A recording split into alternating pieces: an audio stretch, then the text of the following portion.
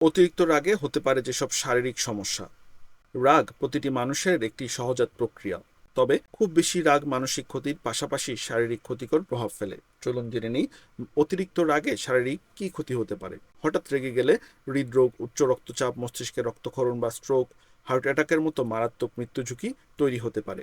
অতিরিক্ত রাগের ফলে কমতে পারে রোগ প্রতিরোধ ক্ষমতা। অতিরিক্ত রেগে গেলে নার্ভের ওপর চাপ বাড়ে, যা রক্তনালী ও প্রদাহের জন্য দায়ী ও রোগ প্রতিরোধ ব্যবস্থাকে দুর্বল করে দেয়। শুনতে অবাক লাগলেও এটি সত্যি যে আমাদের অতিরিক্ত রাগ আমাদের হজম ক্ষমতার উপর প্রভাব ফেলে।